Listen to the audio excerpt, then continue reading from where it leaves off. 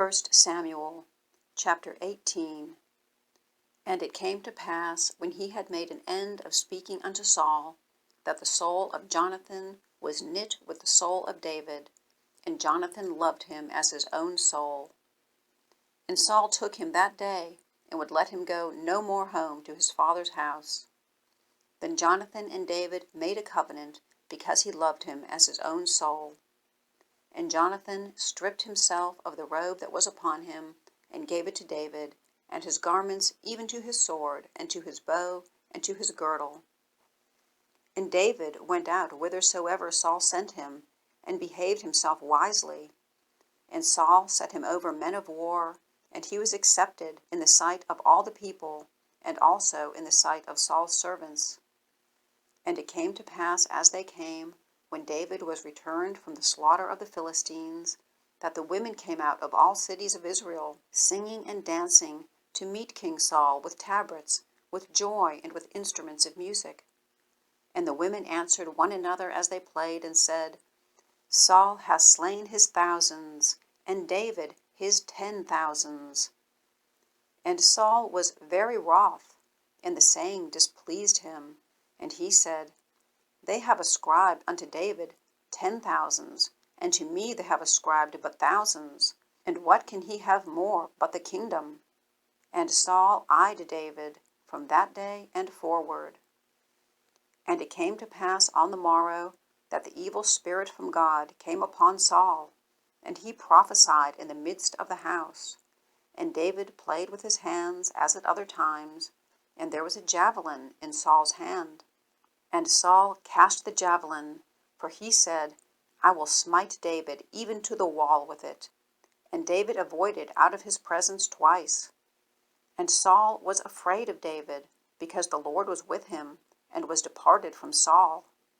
Therefore Saul removed him from him, and made him captain over 1,000, and he went out and came in before the people.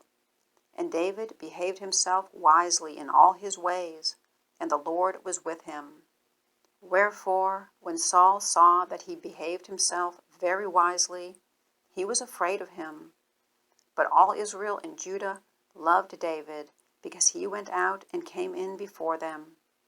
And Saul said to David, Behold my elder daughter Merab, her will I give thee to wife.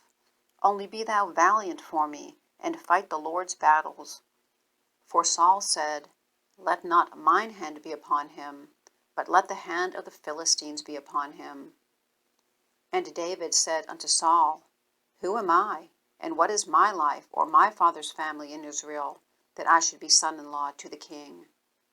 But it came to pass at the time when Merab, Saul's daughter, should have been given to David, that she was given to Andriel the Maholathite to wife. And Michal, Saul's daughter, loved David, and they told Saul, and the thing pleased him. And Saul said, I will give him her, that she may be a snare to him, and that the hand of the Philistines may be against him. Wherefore Saul said to David, Thou shalt this day be my son-in-law in one of the twain. And Saul commanded his servants, saying, Commune with David secretly, and say, Behold, the king hath delight in thee, and all his servants love thee. Now therefore be the king's son-in-law. And Saul's servants spake those words in the ears of David. And David said, Seemeth it to you a light thing to be the king's son-in-law, seeing that I am a poor man and lightly esteemed? And the servants of Saul told him, saying, On this manner spake David.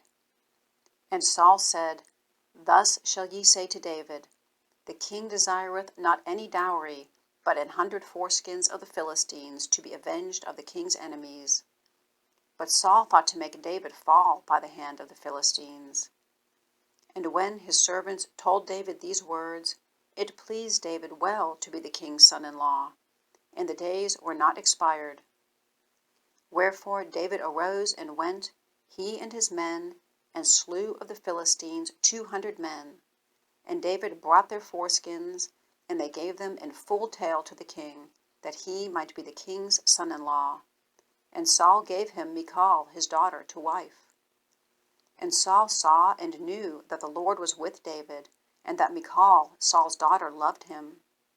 And Saul was yet the more afraid of David, and Saul became David's enemy continually. Then the princes of the Philistines went forth, and it came to pass after they went forth, that David behaved himself more wisely than all the servants of Saul, so that his name was much set by.